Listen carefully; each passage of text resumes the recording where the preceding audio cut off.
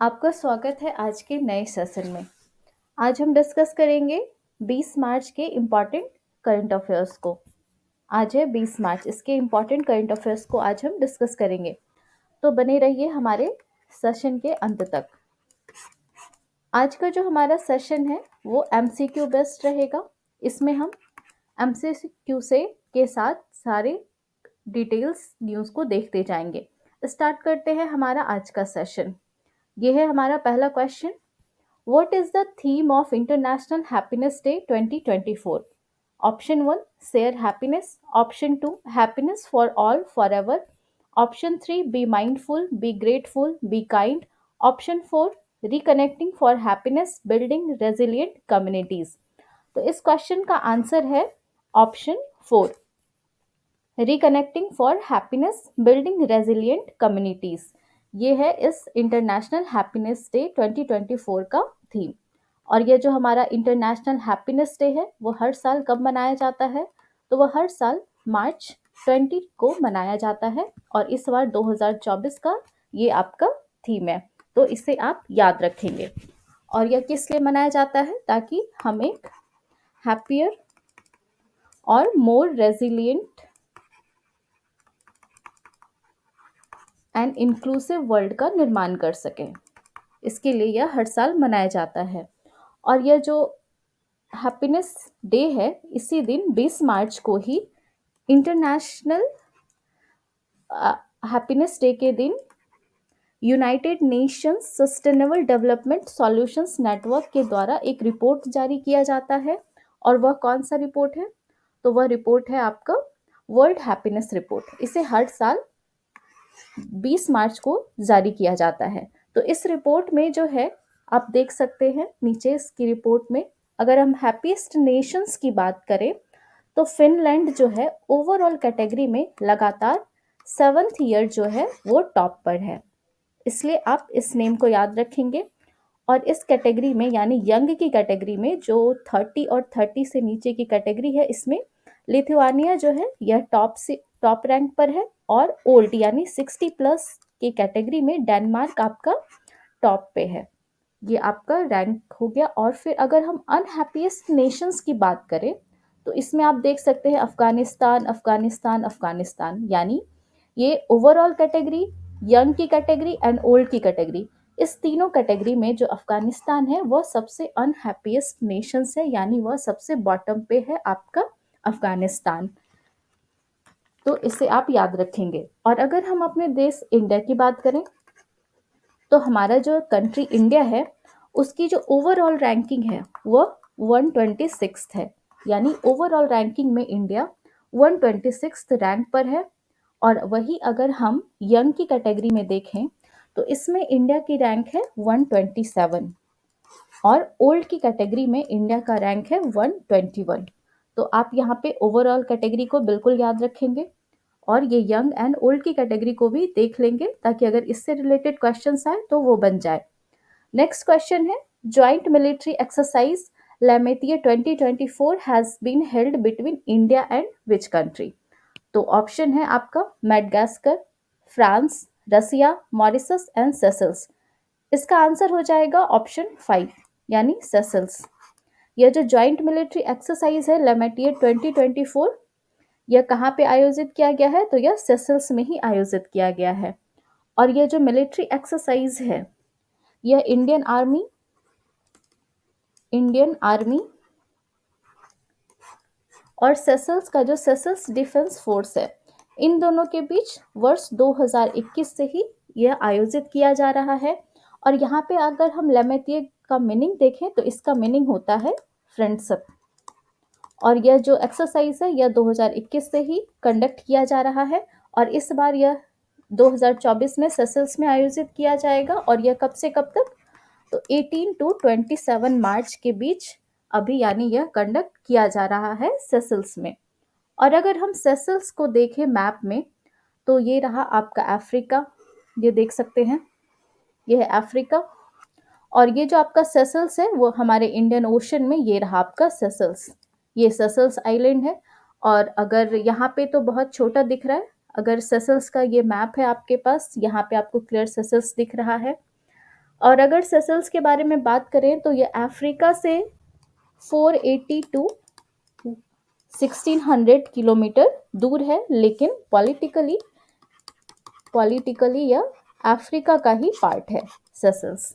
और इसका अगर ये जो है अपने बीचेस और इकोलॉजिकल डाइवर्सिटी और डेंस ट्रॉपिकल फॉरेस्ट के लिए जाना जाता है।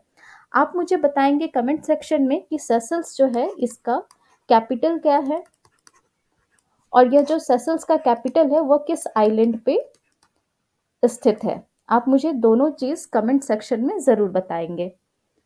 और ये जो कलरफुल करेंसीज है ये किसकी है, तो ये सेसल्स की ही करेंसीज है। अब हम अपना नेक्स्ट क्वेश्चन देख लेते हैं। Which app has been launched by the election commission for the Lok Sabha elections, यानी लोकसभा इलेक्शंस में इलेक्शन कमीशन के द्वारा कौन सा ऐप लॉन्च किया गया है। Option A Saksham app, option B KYC, option C voter portal and option 4 C vigil app. तो इसका आंसर हो जाएगा केवाईसी। लेकिन यहाँ पे केवाईसी का क्या फुल फॉर्म है, केवाईसी का full form know your customer. अगर आप ये सोच रहे हैं तो ये बिल्कुल गलत है। इसका आंसर है नो योर कैंडिडेट। यानी इलेक्शन कमीशन द्वारा जो ऐप लॉन्च किया गया है नो योर कस्टमर, इस ऐप के थ्रू जो है कैंडिडेट्स के जो भी एसेट्स हैं और उनकी लाइबिलिटीज और उनके क्रिमिनल रिकॉर्ड्स, इन सारे के बारे में सारे रिलेवेंट इंफॉर्मेशंस जो है वो सिटीजन्स इस ऐप के थ्रू ले सकेंगे। ये है आपका नो योर कैंडिडेट एप्लीकेशन। और यहाँ पे आप में को 4 ऑप्शंस और थे। एक था ये सक्षम ऐप, नेक्स्ट वोटर पोर्टल और ये सी विजिल ऐप। तो हम एक बार इन तीनों को भी एक बार देख लेते हैं। यह है आपका सक्षम ऐप। तो यह किसके लिए है, तो यह जो सक्षम ऐप है यह PWDs यानी दिव्यांग लोगों के लिए, दिव्यांग लोगों की सुविधा के लिए इस ऐप को लॉन्च किया गया है इलेक्शन कमीशन के द्वारा ही। और ये जो आपका सी विजिल ऐप है ये किस लिए है, तो यह भी इलेक्शन कमीशन के द्वारा ही मोबाइल एप्लीकेशन है। ये जो है मॉडल कोड कंडक्ट के मतलब इसके वायलेशन होने पर हम इस ऐप के थ्रू रिपोर्ट दर्ज कर सकते हैं इस एप्लीकेशन के थ्रू। और यह जो आपका वोटर हेल्पलाइन है यानी वोटर पोर्टल, यह किस लिए है, तो यहाँ पे इस पोर्टल के थ्रू हम नेम्स को सर्च करना या फिर रजिस्ट्रेशन करना या फिर करेक्शन अगर कुछ भी करना हो तो उसके लिए इस ऐप को लॉन्च किया गया है। ये सारी चीज़ें हम इस ऐप के थ्रू कर सकते हैं।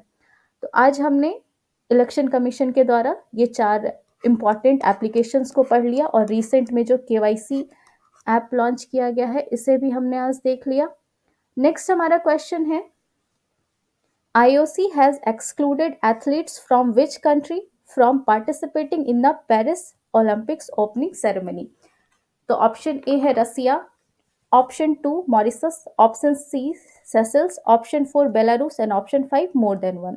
तो इसका आंसर हो जाएगा ऑप्शन 5 मोर देन 1। इसमें रसिया और बेलारूस ये दोनों के एथलीट्स को बैन किया गया है। यानी ये जो IOC है इंटरनेशनल ओलंपिक कमेटी, इसके द्वारा रसिया और बेलारूस के जो एथलीट्स हैं उन्हें पेरिस ओलंपिक की ओपनिंग सेरेमनी में पार्टिसिपेट करने से बैन कर दिया गया है। और इसका क्या रीज़न है, तो इसका रीज़न है यूक्रेन का वॉर। इस वॉर के चलते इन्हें बैन कर दिया गया है। अब ये दोनों जो कंट्रीज़ है इनके एथलीट्स केवल न्यूट्रल एथलीट्स की तरह इस गेम में पार्ट ले सकते हैं, लेकिन अपने नेशनल फ्लैग और नेशनल एंथम के बिना उन्हें इस गेम में पार्टिसिपेट करना होगा और वो ओपनिंग सेरेमनी में भी पार्टिसिपेट नहीं कर सकते हैं। और यह जो हमारा ओलंपिक है 2024 का, वो आपको पता होगा वो कहाँ आयोजित किया जाएगा, तो यह पेरिस फ्रांस में आयोजित किया जाएगा। और यह जो है 35th एडिशन है ओलंपिक का। और ये रहा आपका पेरिस फ्रांस, ये 2024 का है इस बार का। और ये जो विलेज है ये कब की पिक है, तो यह 1924 की पिक है और यह भी पेरिस की ही पिक है। यानी ये 1924 में जब फर्स्ट ओलंपिक विलियम्स बना था। तो ये तब का पिक है और ये है आपका 2024, यानी 100 ईयर्स का गैप है, तो ये इंपॉर्टेंट हो जाता है, इसे आप याद रखेंगे। अब हमारा नेक्स्ट क्वेश्चन है, which is the most polluted city in the world air quality report? Option A Delhi, option 2 Munger, option 3 Begusarai and option 4 Pune. इसका आंसर हो जाएगा ऑप्शन 3 बेगूसराय। अब हम थोड़ा जान लेते हैं world quality index air quality report के बारे में।